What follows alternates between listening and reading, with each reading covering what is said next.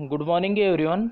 आज है 7 अगस्त 2020 और 7 अगस्त से करंट अफेयर्स के जितने भी इंपॉर्टेंट क्वेश्चन बनेंगे उनको डिस्कस करेंगे डिटेल में इस वीडियो में। और प्रत्येक क्वेश्चन के साथ स्टैटिक जीके के इंपॉर्टेंट फैक्ट भी दिए जाएंगे जो कि बहुत इंपॉर्टेंट हैं, एग्जाम पॉइंट ऑफ व्यू से हैं। तो वीडियो को लास्ट तक जरूर देखें। वीडियो के लास्ट में एक क्वेश्चन पूछा जाएगा जिसका आंसर जरूर बताएं कमेंट बॉक्स में, और प्रत्येक कंट्री और प्रत्येक स्टेट को मैप के थ्रू दिखाया जाएगा और उनके बारे में एक्स्ट्रा फैक्ट्स दिए जाएंगे। तो इसमें टॉप 10 सेलेक्टेड क्वेश्चन है द हिंदू न्यूज़पेपर और टाइम्स ऑफ इंडिया न्यूज़पेपर के।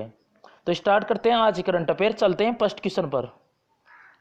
फर्स्ट क्वेश्चन है, हाल ही में भारत के अगले नियंत्रण और महालेखा परीक्षक यानी CAG केग इसके रूप में नियुक्त किया गया है।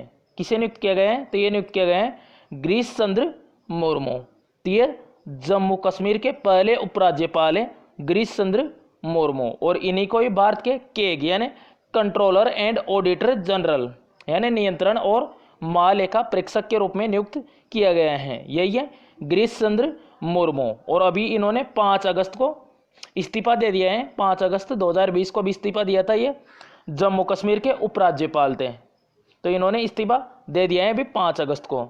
अभी इनकी जगह नए उपराज्यपाल बने हैं। तो इसी वीडियो को आखिर तक देखें। वीडियो में बताया जाएगा अगले क्वेश्चंस में तो नए राज्यपाल कौन बने हैं। तो वीडियो को लास्ट तक जरूर देखें। तो गिरीश चंद्र मुर्मू ये स्थान किसका लेंगे? राजीव महर्षि। राजीव महर्षि ये अभी नियंत्रण और महालेखा परीक्षक है। अब इन्हीं का स्थान लेंगे गिरीश चंद्र मुर्मू। तो ये जम्मू कश्मीर के पहले उपराज्यपाल हैं, इसलिए वेरी इंपॉर्टेंट है। अब इन्होंने इस्तीफा दे दिया है। उसके अलावा और भी क्वेश्चंस बताते हैं, जैसे के वेणुगोपाल राव। के वेणुगोपाल राव ये भारत के अटॉर्नी जनरल हैं। अटॉर्नी जनरल तो भारत का सर्वोच्च कानून न्याय अधिकारी होता है अटॉर्नी जनरल। उसके अलावा दूसरे नंबर का कानून अधिकारी होता है सॉलिसिटर जनरल। तो सॉलिसिटर जनरल है वर्तमान में तुषार मेहता, और अटॉर्नी जनरल है के वेणुगोपाल राव। तो ध्यान रखना है। तो राजीव महर्षि का स्थान लेंगे गिरीश चंद्र मुर्मू। तो ध्यान रखना है।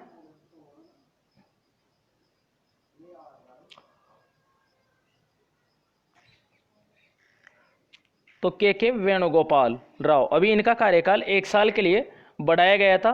ध्यान रखना है। तो भारत के अटॉर्नी जनरल हैं। अटॉर्नी जनरल का विवरण अनुच्छेद 76 में संविधान के में। तो ये भारत का सर्वोच्च कानून अधिकारी होता है अटॉर्नी जनरल। उसके अलावा सॉलिसिटर जनरल ये दूसरे नंबर का भारत का सर्वोच्च कानून अधिकारी होता है सॉलिसिटर जनरल तुषार मेहता है। राजीव महर्षि ये वर्तमान में केग हैं। अब इनका स्थान लेंगे गिरीश चंद्र मुर्मू। तो इस क्वेश्चन से इतनी जानकारी मिल जाती है तो आपकी करंट अफेयर के साथ साथ स्टैटिक जीके भी क्लियर हो जाएगी। तो वीडियो को डेली जरूर देखें, और अभी तक वीडियो को लाइक नहीं किया है तो वीडियो को लाइक एंड शेयर जरूर करें, और चैनल को सब्सक्राइब करके बेल आइकन को दबाएं जिससे कि सारे वीडियो आप तक पहुंच सके डेली करंट अफेयर के। चलते हैं नेक्स्ट क्वेश्चन पर। हाल ही में सेबी के अध्यक्ष अजय त्यागी का कार्यकाल कितने महीने के लिए बढ़ाया गया है? तो ये बढ़ाया गया है अभी 18 महीने के लिए। तो सेबी के वर्तमान में अध्यक्ष कौन है?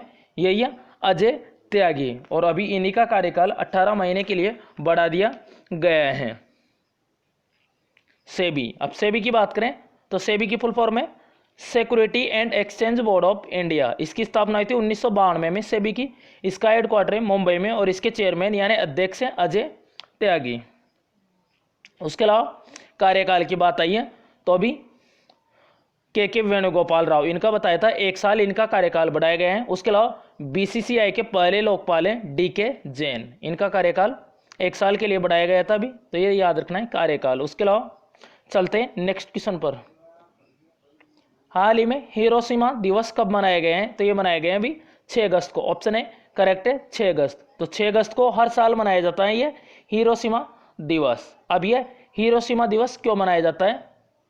तो जब द्वितीय विश्व युद्ध चल रहा था उस टाइम पे अमेरिका ने जापान का एक शहर है हिरोशिमा, तो इस पर 6 अगस्त 1945 को परमाणु बम गिराया था। इस पर हिरोशिमा ये कहाँ का शहर है? जापान का। तो इसी पर अमेरिका ने द्वितीय विश्व युद्ध के दौरान 6 अगस्त 1945 को परमाणु बम गिराया था, और इसमें लगभग हिरोशिमा शहर के 90% लोग मारे गए थे, लगभग 70,000 लोग। और उसके बाद भी इनकी जो विकिरण थे विकिरणों से 10,000 लोग और मारे गए थे। तो इस परमाणु बम में क्या भरा, यूरेनियम भरा हुआ था। और इस परमाणु बम का वेरी इंपॉर्टेंट है, इसका नाम पूछा जाता है। तो इस परमाणु बम का क्या नाम था, लिटिल बॉय। लिटिल बॉय इस परमाणु बम का नाम था। तो 6 अगस्त को हर साल मनाया जाता है हिरोशिमा दिवस। उसके जस्ट 3 दिन बाद यानी 9 अगस्त को भी जापान के नागासाकी शहर पर फिर परमाणु बम गिराया था अमेरिका ने, 9 अगस्त 1945 को। तो 9 अगस्त को है नागासाकी दिवस और इस परमाणु बम का नाम है फेटमैन। क्या नाम है इसका, फेटमैन। तो ऐसे याद रखना है, कंफ्यूज नहीं होना है। नागासाकी न वर्ड आ रहा है, तो 9 अगस्त को है नागासाकी दिवस और इसमें न से 9 और इसमें फिर बचा हुआ 6 अगस्त को हिरोशिमा दिवस। दोनों याद रखना है, दोनों में 1945 है। और इस बम का नाम, ये पहले गिराए गए हैं तो इसका बम का नाम है लिटिल बॉय और ये बाद में गिराए गए हैं इसलिए इसका नाम है फेटमैन। ये ध्यान रखना है, नाम याद रख लेने ऐसे। तो परमाणु बम के नाम इंपॉर्टेंट है, लिटिल बॉय और फेटमैन। नागासाकी वाले के फेटमैन और लिटिल बॉय हिरोशिमा वाले का। उसके अलावा और भी दिवस बताते हैं। अगस्त में 3 अगस्त को मनाया गया था विश्व संस्कृत दिवस, यानी कि ये दिवस हर साल सावन मास की पूर्णिमा को मनाया जाता है, यानी रक्षाबंधन के दिन ये दिवस मनाया जाता है विश्व संस्कृत दिवस। पहली बार 1969 में ये मनाया गया था। उसके अलावा 1 अगस्त को मनाया गया था मुस्लिम महिला अधिकार दिवस। मुस्लिम महिला अधिकार दिवस। तो वर्तमान में अल्पसंख्यक मामलों के मंत्री है मुख्तार अब्बास नकवी। तो इन्होंने भी ट्रिपल तलाक ये खत्म हुआ था 1 अगस्त 2019 को। तो इसी की पहली वर्षगांठ थी इस बार 1 अगस्त 2020 को, इसलिए पहली बार मनाया गया है मुस्लिम महिला अधिकार दिवस 1 अगस्त को। तो सारे दिवस रिवाइज करने उस मंथ के, जब भी किसी भी मंथ का नाम आए। नेक्स्ट क्वेश्चन है, हाल ही में रॉ की फुल फॉर्म है रिसर्च एंड एनालिसिस विंग। तो ये पुस्तक का नाम है raw A history of Indian covert operations नामक पुस्तक किसने लिखी है, तो ये लिखी है पुस्तक यतीश यादव ने। क्या नाम है इनका, यतीश यादव। तो यही पुस्तक है यतीश यादव की, raw A history of Indian covert operations. तो इस पुस्तक का नाम याद रख रहे हैं। और लिखी किसने है ये पुस्तक, तो ये लिखी है यतीश यादव। तो एक पत्रकार हैं यतीश यादव, लेखक और पत्रकार दोनों हैं। और इन्होंने इस पुस्तक में है क्या, तो इस पुस्तक में रॉ द्वारा किए गए वीरतापूर्वक कार्यों का वर्णन है इसमें। तो रॉ द्वारा जो भी वीरतापूर्ण कार्य किए गए हैं उनका वर्णन है इस पुस्तक में। बात करें रॉ की, तो रॉ भी वेरी इंपॉर्टेंट है रॉ। तो रॉ की फुल फॉर्म है रिसर्च एंड एनालिसिस विंग। इसकी स्थापना हुई थी रॉ की 1968 में, 1968 में। हेडक्वार्टर इसका नई दिल्ली में। और इसके प्रमुख हैं, इसके अध्यक्ष हैं सामंत गोयल, अभी नए बने थे कुछ महीने पहले।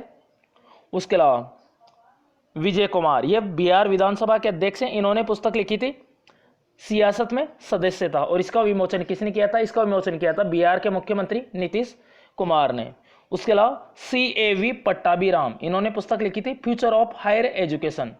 क्या लिखी थी, फ्यूचर ऑफ हायर एजुकेशन। और इसको रिलीज किसने किया था, इसको रिलीज किया था M वेंकैया नायडू ने, उपराष्ट्रपति हैं वर्तमान में। उसके अलावा निरुपमा यादव, अभी कल ही बताया इसके बारे में, तो निरुपमा यादव। तो इन्होंने पुस्तक लिखी थी विशेष कोड टू विन, विशेष कोड टू विन। और इसको राष्ट्रीय खेल दिवस पर लॉन्च किया जाएगा। तो निरुपमा यादव, इन्होंने पुस्तक लिखी है विशेष कोड टू विन।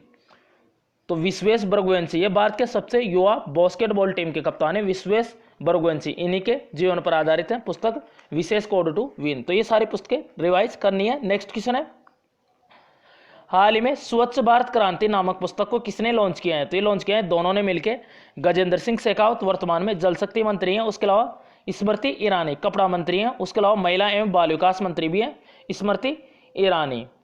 और इनका संसदीय क्षेत्र कौन सा है, अमेठी। अमेठी है इसका संसदीय क्षेत्र। और इन्होंने भी लोकसभा इलेक्शन में अमेठी से राहुल गांधी जी को हराया था। तो यही है स्मृति ईरानी, ध्यान रखना है। तो इन्होंने स्वच्छ भारत क्रांति, इस पुस्तक का नाम है स्वच्छ भारत क्रांति, इसी का विमोचन किया है। यह स्मृति ईरानी और यह जल शक्ति मंत्री है गजेंद्र सिंह शेखावत। अभी जल शक्ति मंत्रालय नया बना था, पेयजल एवं स्वच्छता मंत्रालय को मिलाकर यह जल शक्ति मंत्रालय बनाया गया था।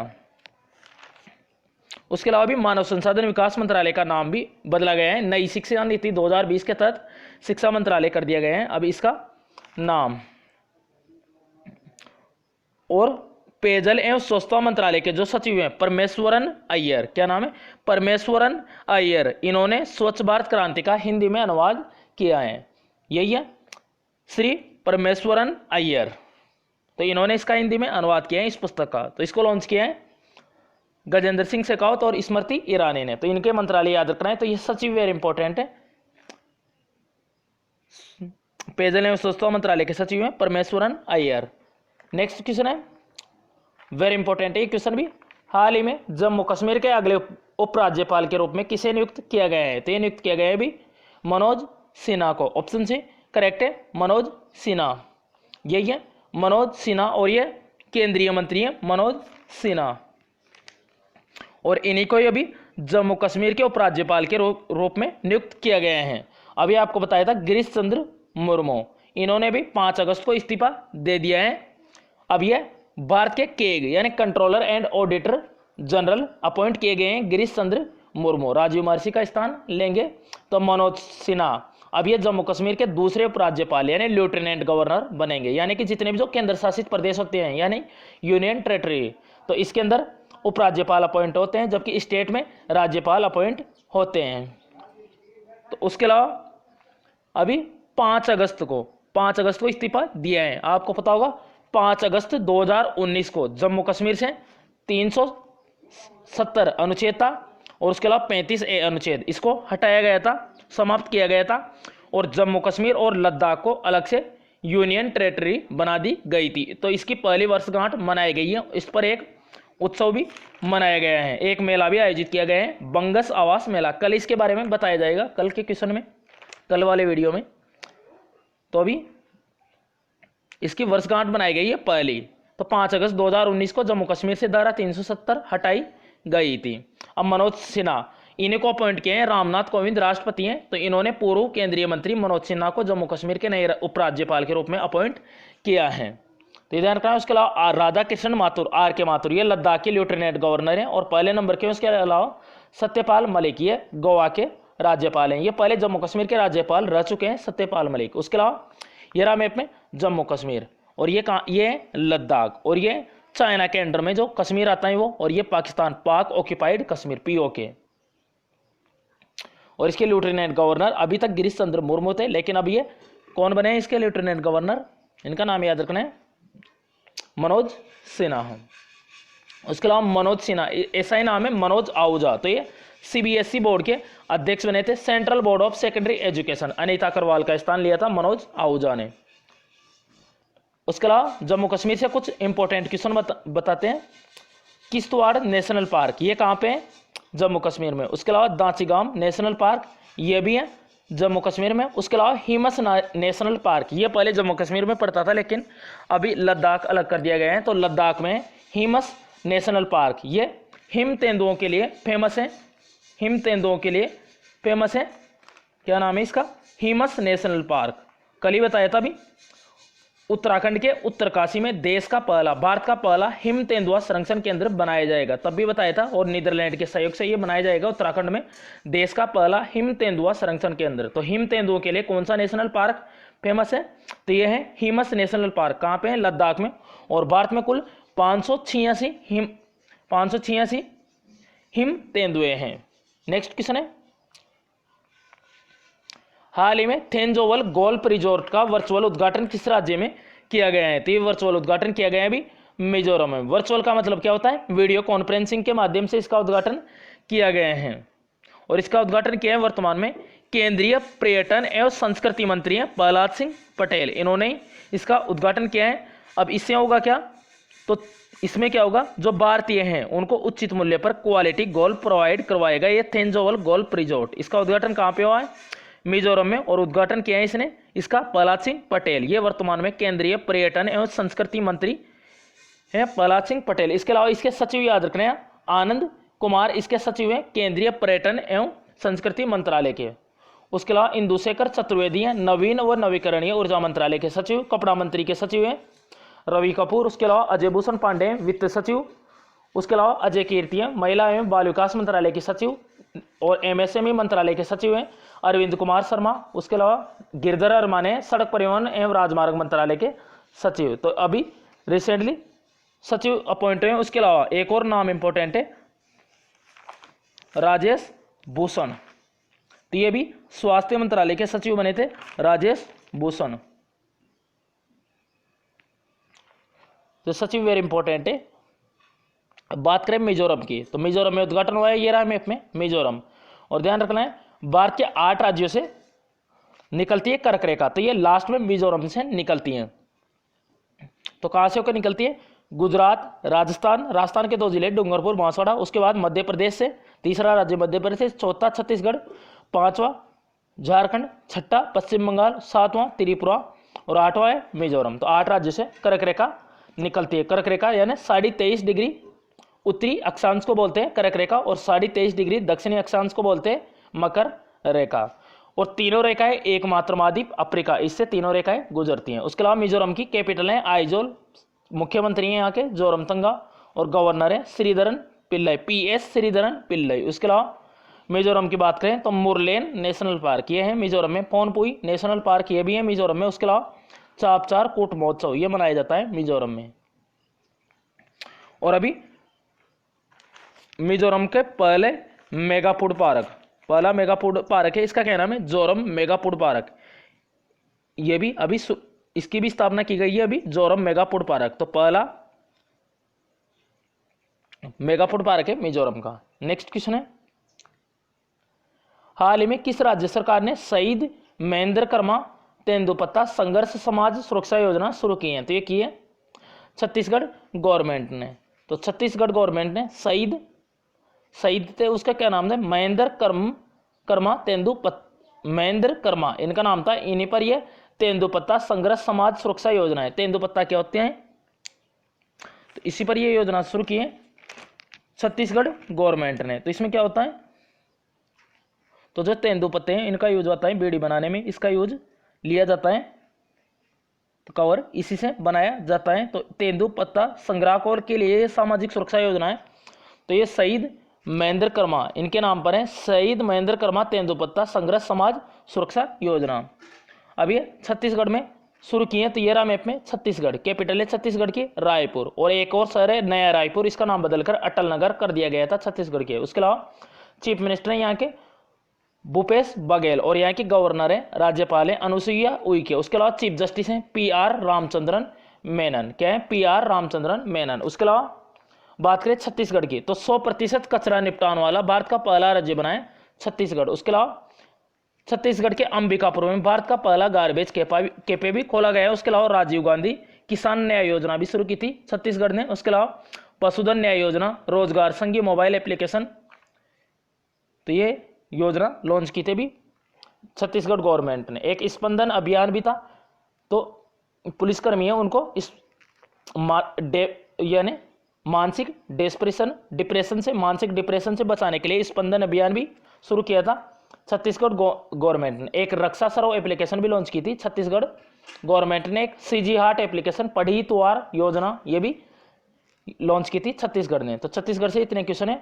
उसके बाद छत्तीसगढ़ को नेशनल पार्क है छत्तीसगढ़ के, इंद्रावती नेशनल पार्क, गुरु घासीदास नेशनल पार्क, कांगेर घाटी नेशनल पार्क। तीनों नेशनल पार्क वेरी इंपॉर्टेंट है छत्तीसगढ़ से। नेक्स्ट क्वेश्चन है, हाल ही में परिवार पहचान पत्र योजना किस राज्य सरकार ने शुरू की है? तो ये की है हरियाणा गवर्नमेंट ने। ऑप्शन सी करेक्ट है।